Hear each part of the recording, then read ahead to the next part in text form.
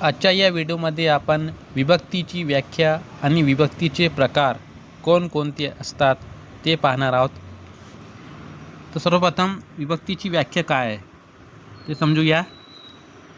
व्याख्या नामाच्या किंवा सर्वनामाच्या वाक्यातील क्रियापदाशी किंवा इतर शब्दांशी असलेला संबंध दाखवण्यासाठी जे प्रत्यय जोडले जातात त्यांना विभक्ती म्हणतात. आता विभक्तीची व्याख्या झाली. विभक्तीत कोणकोणते प्रकार येतात ते पाहूया. पहिला प्रकार आहे प्रथम विभक्ती. तर यात विभक्तीला एक वचन किंवा अनेक वचनात कोणताही प्रत्यय नसतो. हे वाक्य लक्षात ठेवा तुम्ही. उदाहरणार्थ राम आंबा खातो. इथे राम या शब्दाला कोणताही प्रत्यय नाही. प्रथम विभक्तीमध्ये एक गोष्ट लक्षात ठेवा की याच्यात कोणताही एक वचन किंवा अनेक वचनात प्रत्यय येत नसतो. दुसरा प्रकार आहे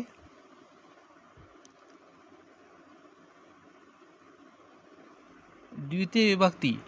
याच्यात सलाते किंवा सलानाते हे प्रत्यय जोडले जाते.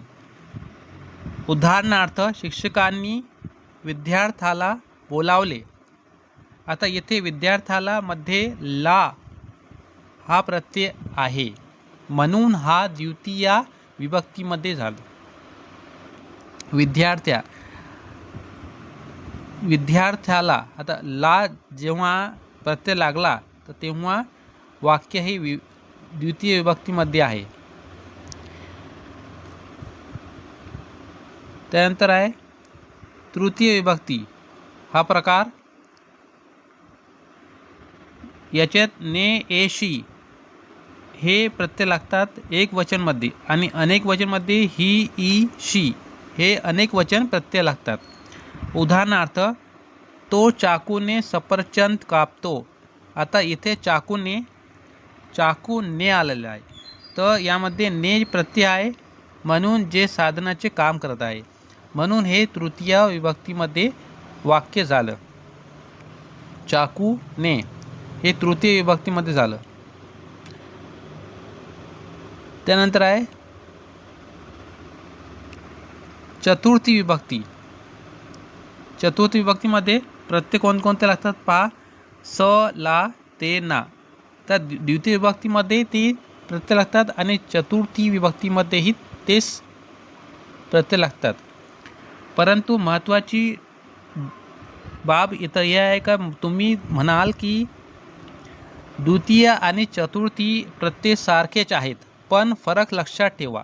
चतुर्थी ही सहसा दानाचा किंवा भेटीचा संबंध दाखवते.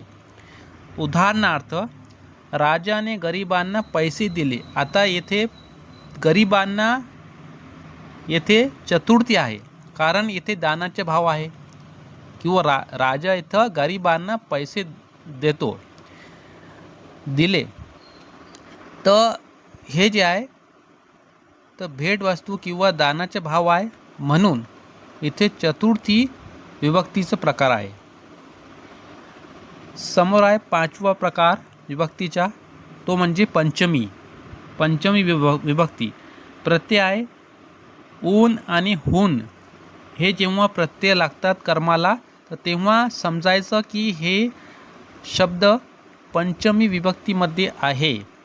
जसे उदाहरणार्थ तो घरातून बाहेर पडला किंवा गंगा हिमालयातून वाहते.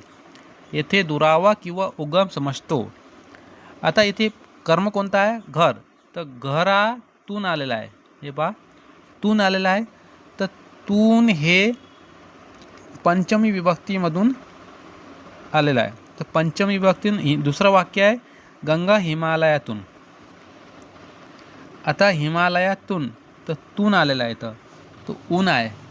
तूनच्या शब्दात ऊन आपल्याला उच्चारण्यात येतो.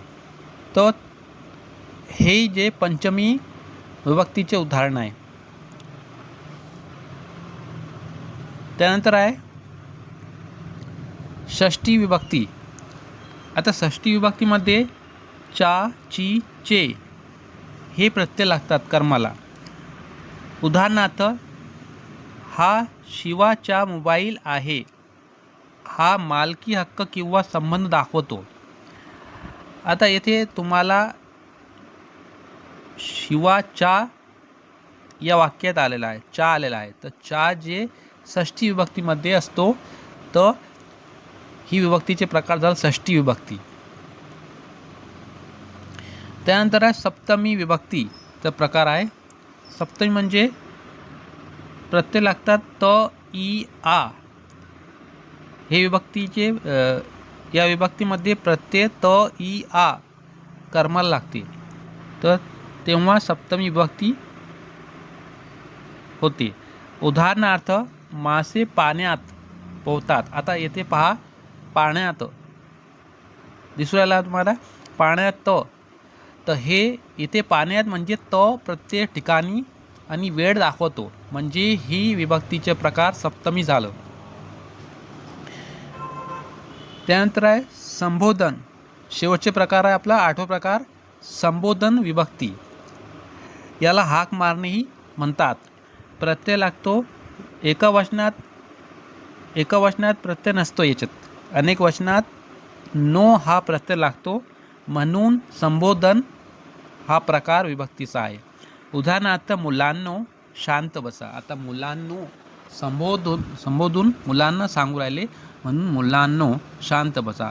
आता याच्यात नो तुम्हाला दिसू राहिला असणार. नो जे आहे ते संबोधन विभक्तीचे प्रकार आहे, म्हणून इथं संबोधन विभक्ती म्हणतात.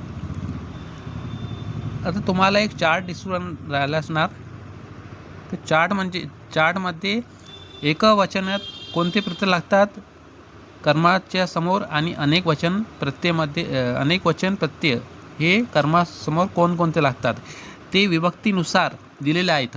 तुम्ही याची स्क्रीनशॉट काढून घ्या किंवा तुमच्या वहीत लिहून ठेवा. हे तुम्हाला कोणत्याही कॉम्पिटिटिव्ह एक्झाममध्ये कामी पडणार, म्हणून हे महत्त्वाचं आहे.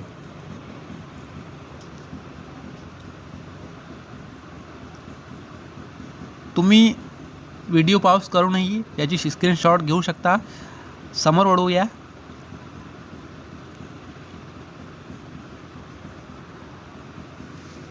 आता वळूया आपल्या बोनस ट्रिककडे.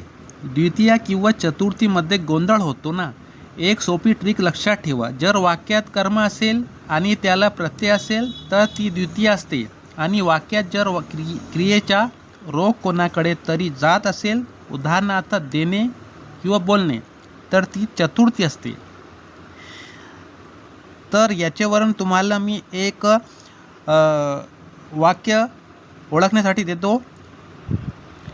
स्क्रीनवर तुम्हाला दिसणारच.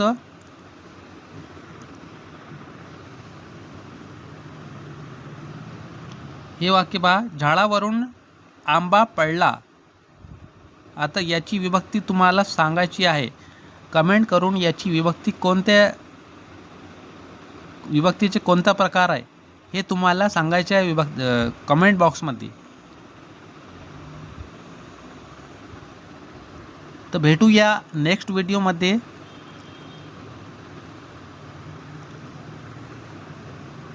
तुम्हाला हा व्हिडिओ आवडला असणार तर नक्कीच लाईक करा आणि शेअर करा, आणि तुम्ही आमच्या चॅनलवर नवीन असणार तर सबस्क्राईब करा.